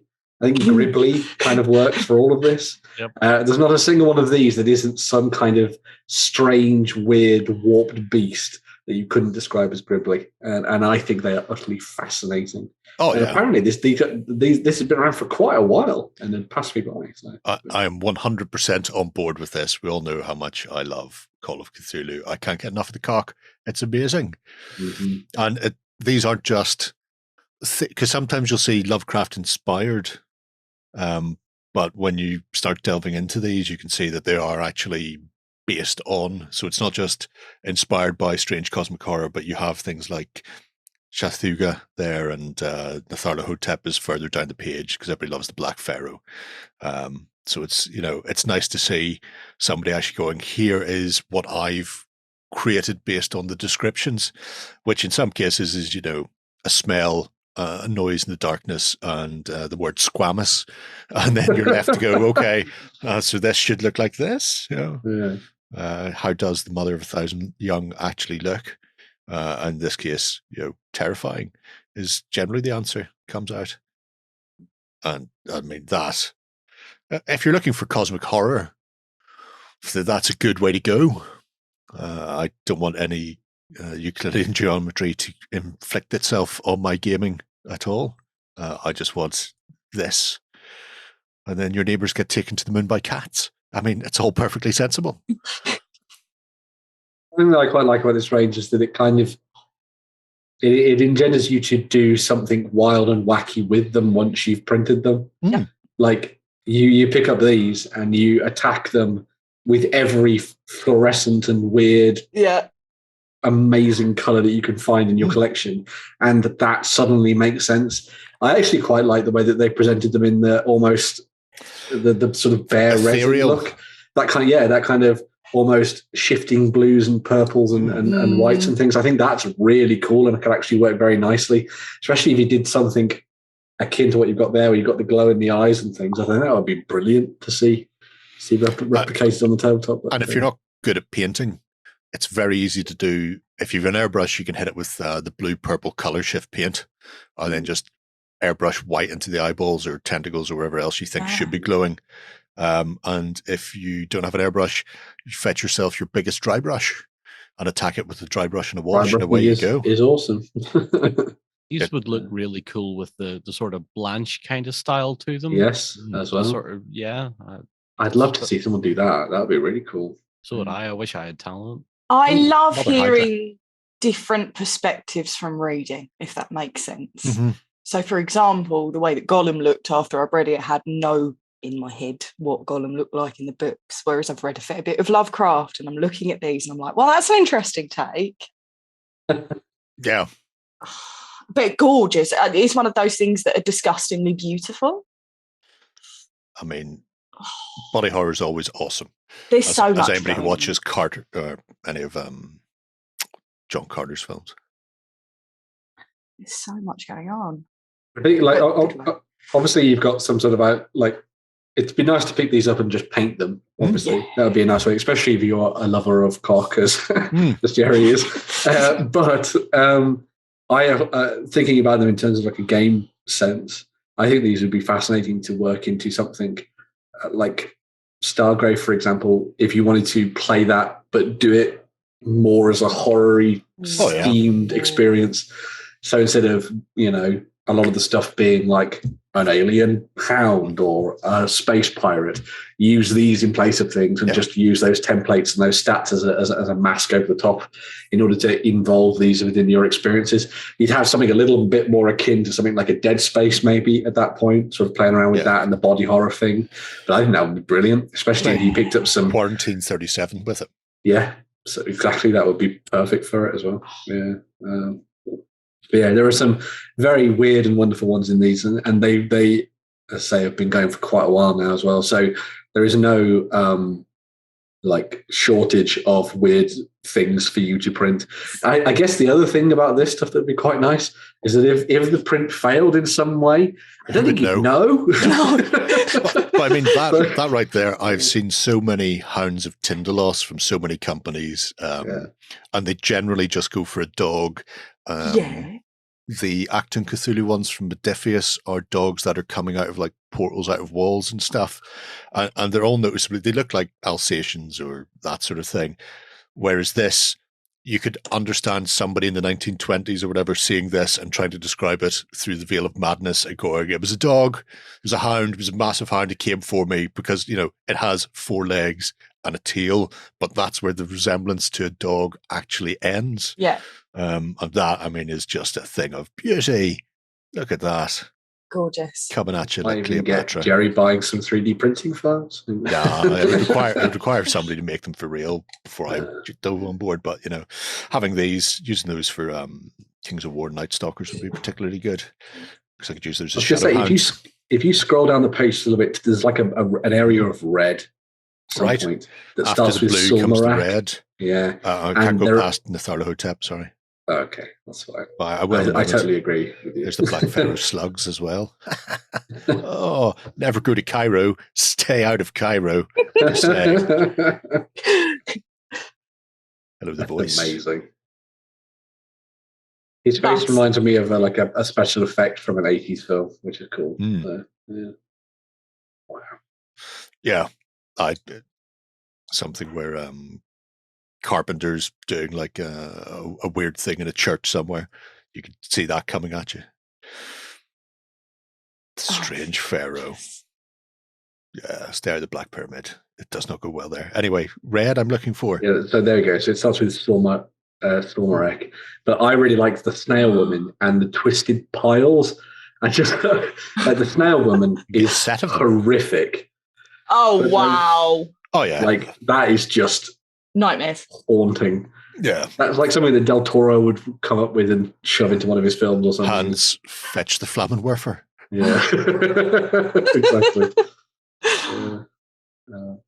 But that's just gorgeous. Like, I like the idea that if you tied this to something almost like demonish as well, and you could have like that Snail Woman, maybe she was like a slothful person, and so she got twisted and warped into that creature by, her own sins or something like that. That'd be really cool. And these just twisted piles. Imagine those as things on the board as either terrain features or like objective markers. So your characters have to like pass then like a morale test or something to dig through the pile to find what they need or something. That'd be really cool. That right, using these for what's the demon game? Rain in Hell. Rain in Hell. Using these as actual terrain for Rain in Hell. Yes. You know, your walls and line of sight blocking obstacle terrain aren't just bits of rock. Because where would be the fun in that when you could have this? Mm-hmm. You know, that's an unusual take on stalagmites and stalactites. Definitely. Exactly. Yeah. You could put them at the bottom of a pit, you know, just anything looking down and you've got a pit of Soulspire or a pile of disgusting bodies together waiting to pull you down. So cool. You know what? At no point should whoever this sculptor is ever meet Boris. For the world is not ready for a collaboration between them. Exactly. Yeah. Nice. Feel base edge detail on that as well. Oh yeah, the base edging is cool. Yeah, I didn't realize that actually. That's neat. Ooh. I've nothing else to say on it though. It's just so far out of everything I know. So prehensile tongues are tight. Yeah. Quite like a click. Oh, now there's an interesting, I'm going to say, centaur-like biped type thing. Yeah. Kind of Fawn. phony, yeah. Yeah. Oh, that's gorgeous. I love that. I love that it is like alien, but then could also be fantasy, but then could also be something else like horror-y. It's an unusual melding. And weirdly, whenever you were starting to talk, and I immediately defaulted to fantasy, and you were going, "Oh no, science fiction in space." You're going, well, either works, and works very, very well. I keep seeing those runes as well. They'll definitely fit into a sci-fi. I think it's probably because they spend so much time contorted. Oh. Maybe they don't view the physical form as structurally rigid as I do. When you spend a lot of time with your head stuck between your own legs, crawling around on all fours or swinging off something, at that point you're just going, you know what? You'd be surprised what way you can contort. Maybe this is what they seen while the blood was rushing to and from their head. Yep. I definitely see that. It's just so interesting to look at. The more you look, the more you see. And that's what's nice. I would love to see more of these painted up. What's this? Oh, I can spin things around. Ooh. Fancy. I can't make it bigger though. Oh, there's supports. Oh. Scaffold. So Patreon as well? Yep. So there's a Patreon as well, which is up at the same time. So works similar to every Patreon and stuff that we talk about in this segment. So you can pledge early to get your hands on some miniatures for the different months of the year. So you've got obviously the Dark Mother set that's going to be available for December this month, which is pretty cool. But then everything will then eventually slide on over to my mini factory. So if you want to pick those up, you can do. But yeah, there you go. There's some more painted stuff. That's amazing. Or Dark Young for the mother. I think my favourite thing about these is they don't look like they're growling. They don't necessarily look menacing until you look at all the details put together and go, my God, that is petrifying. Because they're not necessarily threatening. There's no snarl, there's no growl. It's just the pieces put together is genuinely petrifying. I imagine that they make a weird sucking sound. Yeah. Well, what you do is hiss. If you get these, you go and get the Colour Out of Space with Nicolas Cage starring. You hammer back some peyote, and then you go to work with a brush. Yeah, good film. I enjoyed that very much. It's an amazing film, and perfectly Lovecraftian and totally bonkers, as you imagine anything with Nicolas Cage. In fact, just watch anything Nicolas Cage has been in, except Captain Morelli's mandolin, which doesn't have the same madness in it. Although it did win them Oscar, I think. But yeah, stunning stuff from VoidRealm Minis. Well worth checking out, especially if you're into your cosmic horror. Did you win one of our prizes? Find out on our prize claim center over at OnTableTop.com. Here we list all our previous prizes and those who have won. If you see your username, fill out the form to claim your prize. All prizes must be claimed within 30 days. But to wrap up the show, it's time to delve into some Kickstarters. And we're going to move away from the disgustingly delightful cosmic horror and instead take a look at the delightfully whimsical Vaesen from Free League, who are back on Kickstarter with a couple of supplemental books. So if you're unaware, terrible, shame on you. Just shame on you. It is almost a Lovecraftian game, funnily enough, which is why I own it. It's investigators solving supernatural-based mysteries in Scandinavia in the 18th/19th century. So it has a very Sherlockian, Cthulhu-esque Scooby-Doo nature to it. The new books are bridging the gap between Scandinavia and the Isles of Avalon. So there are 2 books coming, and the first is Mythic Britain and Ireland, where you get all the weird and wacky stuff from our folklore. So the nice thing about the original Vaesen was it told tales of Scandinavian folklore that I was completely unaware of. Now we get to see things like Banshee and pukas and bits and pieces like that, that obviously feature a lot in the mythic tales of Ireland and England and Wales and Scotland. So depending on how well this goes, there may be more things stuffed in there. And Johan Egerkrantz is doing the gorgeous illustrations once again. So if anybody's ever watched things like Hellboy 2 and then got to that bit in Northern Ireland, I thought, you know what, that'd be an amazing game if it was just that limbless Northern Ireland hobgoblin the whole time pushing stuff around. I know Lloyd certainly has. Then you could do that with this game. The other book is Seasons of Mystery, which is some more scenarios and adventures in Scandinavia. But this is being put together by both Johan's artistic sort of temperament, but also have writers on board like Graham Davis, who has done some amazing work in the past for Warfrip and a whole host of games. And they have been knocking down stretch goals like you would not believe.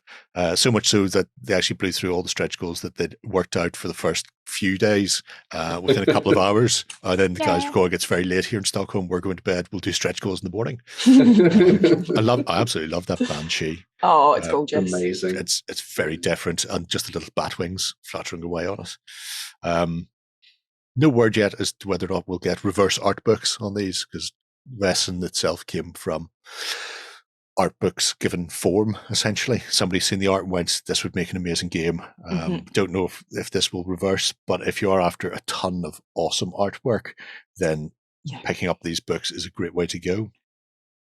The initial PDF, the alpha PDF, if you will, is actually going to be supplied before Christmas after the campaign ends, because it's already well funded. So you'll be able to start tinkering around with it over the Christmas break if you're off, which I think is fantastic. And if you haven't backed anything before from Free League, pretty much everything they've done, including I think the One Ring, is in the add-on section. Because whenever I hit the I want this now, give it to me now, I was going, do you want any of these? I went, I own all of these. Please move on. Please move me on to get to the take my money part. The thing that's really nice about this for me is that I love the concept of Vaesen, and I really enjoyed reading through that book and learning a little bit more about it with the folks at Free League and things, as we talked to them at conventions and stuff. But the thing that's really cool about what they've done with the Mythic Britain and Ireland one is that, like, our isles are steeped in folklore. I mean, everywhere is, but like even around my local area here in the Midlands, there are so many folk tales that are not necessarily like ancient ones, but from like the 50s or the 60s, and they're weird, strange tales that could be adapted and changed into something that you could tell back in this period of history and have fun with. Like, you know, there's an entire wood near me called Gibbets Wood, where, as you might imagine, people were hanged. Now imagine what you could do with that and the strange creatures and the magic creatures that would grown up around that if it was back during this period of history and that kind of thing, and playing around with that. Or like there's the whole thing of like there was a woman who was like put into a tree who put Bella in the witch hole and that kind of thing. So play around with that theme and like why did the creatures do this and stuff. And one of the things that's really nice about Vaesen as a role-playing game as a whole, and I'm sure Jerry have tested this as well, is that it's not just about fighting a big bad at the end. It very much approaches things a little bit as like a keystone to go from, like, you know how like Geralt normally approaches monsters in something like The Witcher. Sometimes he knows he has to deal with something, but the monster didn't necessarily do anything wrong. And so sometimes he works out a way for the monster to just move on. And I like that element of this as well. So it's an investigation, but it's also something where you have to come up with a solution that necessarily what sort of balances the scales between the two sides. Yeah. Because, you know, you are these people that can see all these strange creatures and stuff within the world. If you start messing around with them, well, they're going to get as angry with you as they were with the villagers down the road who maybe built over their old fairy stones or something and things. So yeah. That's one of the things, because it's nature's being encroached upon by the expansion of humans, and it's sort of they're pushed to the fringe and pushed to the fringe further and further until eventually they can't go anywhere else or have to push back. So it's interesting because it is very much we've come into their house and kicked over all their stuff, and now they're getting angry about it, and then the local villagers go, oh, well, you know, that needs to be murdered up. You're going, does it really though? Did you have to go in there and do that? No, you know, not so much. So it's an interesting concept. Like you say, it's got that sort of Witcher, or I will say Scooby-Doo, Supernatural, or Buffy as well, where you are investigating, something's happening. The investigation is almost as key as the conclusion of the investigation, because you need to work out what it is and how to deal with it. Whatever way that happens to be, whether it's, you know, banishing it, returning it. I would say don't annoy fairies in Ireland. It will go well for you in the long run. But fascinating to see what else goes in there. They are stuffing more adventures and creatures in. There's a bit of backwards compatibility as well, where Graham is going to be working to, I think, rejig stuff. So the scenarios that are set for Ireland can then be played in the main game if you are aiming it just at Scandinavia anyway. So there will be some sort of crossover between river-dwelling fairies and fey creatures in Scandinavia and in Scotland, or whatever it happens to be. And so there'll be a bit of that going on. It's just been announced, actually it came into my inbox while we were filming, that there will be a live stream on Wednesday night with Graham about it. So if you are interested in finding out more, if you go to Free League's YouTube channel, there will be that Q&A with Graham. I'll be just sitting there in the chat from now till Wednesday, so say hello to me. But that should be fascinating as well, because it's really interesting to see where they go, how they're approaching it, and what sort of direction they're taking to expand it. The fact that obviously Free League being based in Stockholm will be very aware of their own mythology around them. We have a very distinct mythology here in Ireland, as to other parts of the British Isles.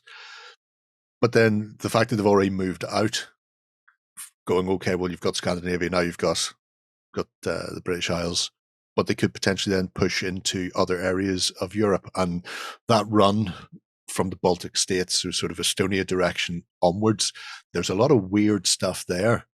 Things like when Mythic threw in the Arales, the flying dogs, and everybody went, that's stupid.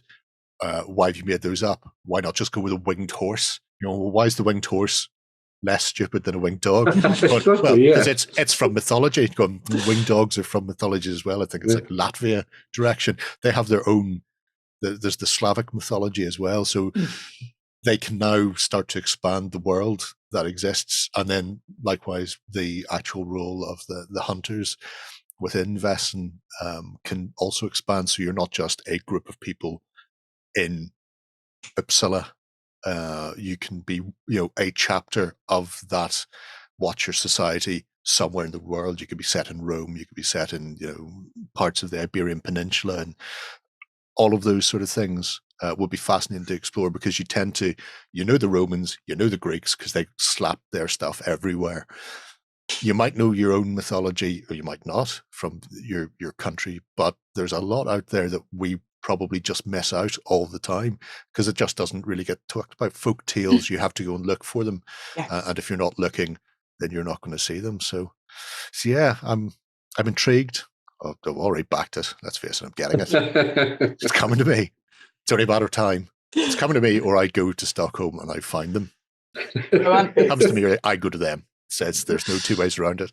But there's 12 days left on the Mythic Britain and Ireland from Vaesen. And superbly well funded. So jump in there if you haven't already. And I don't know if you're getting a discounted price for the other things, but if you have looked at the One Ring, for example, and thought, ooh, that'd be nice, you can grab it in there as well. Mm-hmm. So a one-stop shop for all things free leaguey. Yes. Apart from that, we're going to go hell for leather in the other direction, away from the whimsical and the delightful into the nuttery. Yeah, so 2K Games and Monster Fight Club, they're teaming up. So they're teamed up, they're up on Kickstarter, and it's a very popular IP coming to the tabletop. So you must know Borderlands, right? And you're happy to know there is a miniature-centric board game up on Kickstarter for Borderlands players, and players get to cooperate in Mr. Torgue's arena of badassery. So you're going to need to work together, like you would do in Borderlands, the series, as it were. Chaos, and I mean instilled chaos in an arena where you take on abominations and bandits which belong within the universe. So it's no walk in a toxic waste barrel park. You're going to need to play by the rules of Torgue in the gladiator arena. So it just sounds like absolute mess and absolute chaos. So there's plenty of characters that you know to choose from as you do go into the arena. So you've got Mordecai, Bloodwyn, Amara, Salvador. There's quite a lot. But moving across the board is exactly easy. So you're going to need to make your way across hex tiles to take down some enemies. And of course, what do you do in Borderlands? Loot as much as you possibly can. Loot, and more loot. So you've got to be careful where you step in as well, because you will get overrun by enemies. There's a scenario guide to go with it as well. It's going to set out what you have to do in each part of the campaign. But if you did want to tackle this as an overarching campaign and continue as you go, you can. It's completely up to you. But if you do just want a quick hack and slash inside an arena, you can talk to Torgue, because he does.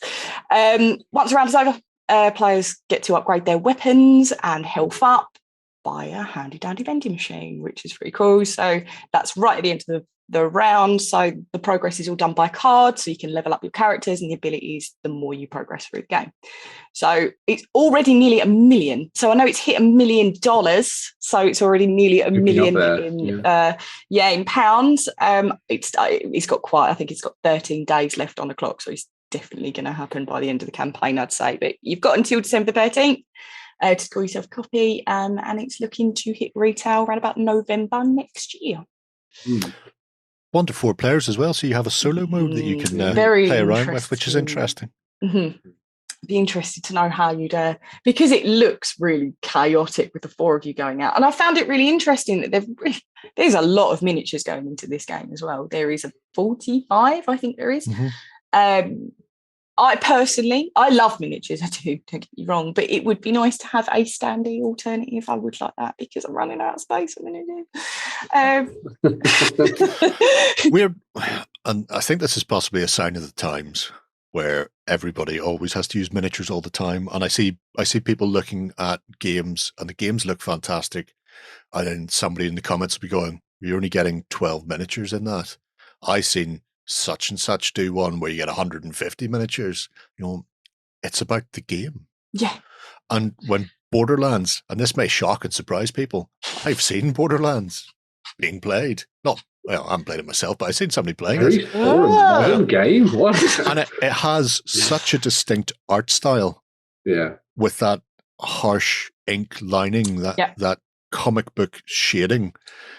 A standee in full color with that on it, I think in many respects would be better than a miniature. Yeah.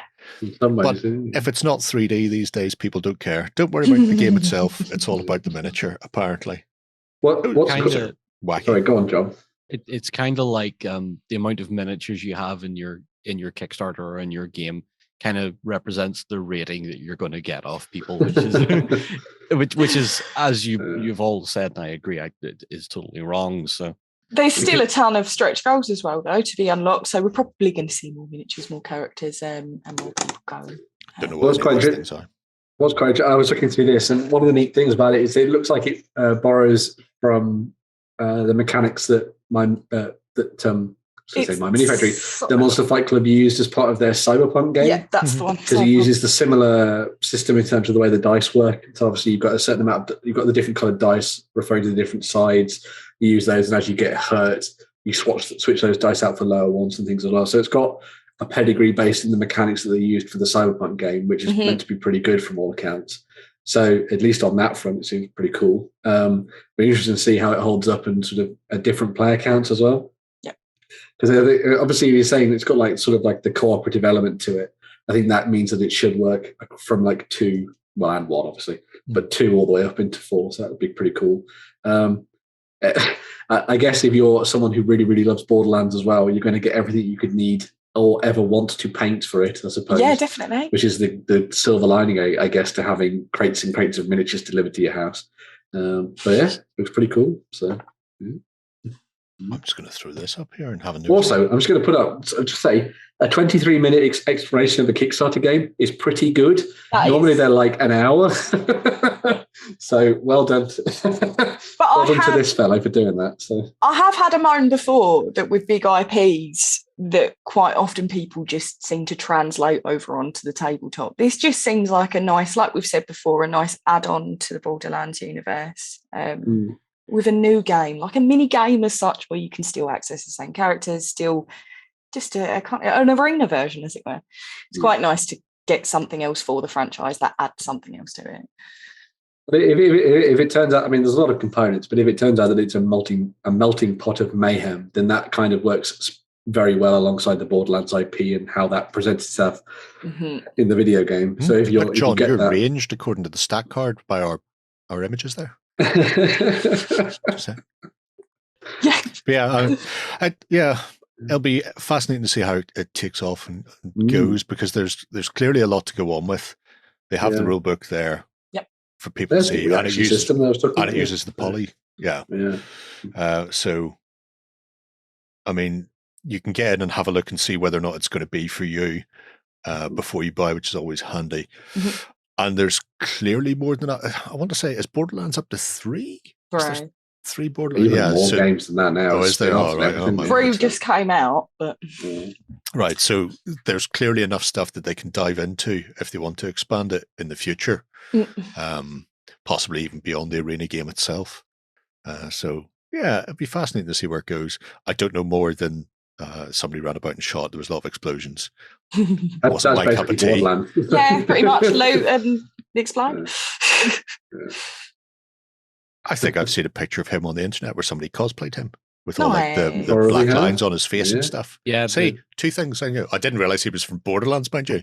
There you go. I assumed it was a cartoon, but you know. The cosplays I've seen are unreal when they nail that cell shaded look right. Oh yeah. Which is going to make it interesting for anyone getting the miniatures that does know how to paint like that. They're going to make something really incredible. I would worry though that people are going to get it and then try and paint it in that style, and they're going to struggle with it and actually lose interest before they even get a game down of it. You know, because the art style sets a precedent, I think, in some form or other. I wouldn't want to paint it personally. I just keep it the colours that it came in, I think. They're shiny coloured plastic, purple, red, and some sort of. There was a time before I didn't try and paint all my board game miniatures, and I'd like to go back to that. So. Well, there's certainly plenty in there anyway from Monster Fight Club and Gearbox. Is it Gearbox? 2K. 2K, but Gearbox are also Gearbox. 2K published Gearbox design. So many names attached, and then Macho Man Randy Savage apparently doing this. Every time he pops up, all I can think is, "Oh yeah!" That's what that character is, though. He is just Macho Man Randy Savage. Oh, there you go. Yeah. Happy days. Hopefully, it's the reference you get, Jerry. With a bone saw for people who've only ever seen him through the medium of Spider-Man. Oh, bone saw! Yeah, that guy. So there you go. 2 awesome Kickstarters at 2 very different ends of the spectrum. Very much so. Yeah. Sedated investigative or mayhem. Yeah. Take your time, chill, relax with some delightful, whimsical adventuring, or just go running about an arena, exploding stuff while going, oh, yeah. We'll leave it up to you. We're going to move on. Have a relaxing weekend. We'll be back on Sunday morning for the XLBS show for our Cult of Games members. You can view that on tabletop.com. If you're not a cultist already, you can join us for a 30-day free trial. Don't forget to pop your comments in below if you want to pick up a copy of Twilight 2000. It's not the starter set. It is everything in one foul swoop. So it's not a cut-down rule set. That is a weighty box. It is a hefty box. So don't forget to comment, like, be a subscriber, because if I check and you're not, I've got to pick somebody else, and I'm very lazy. It requires me to click a button. Okay. It's a lot of hassle. But until next week, bye-bye. Go ahead and check out our other content on screen now. And while you're at it, why not hit subscribe and remember to ding our dong. Go on, you know you want to click it. Go on.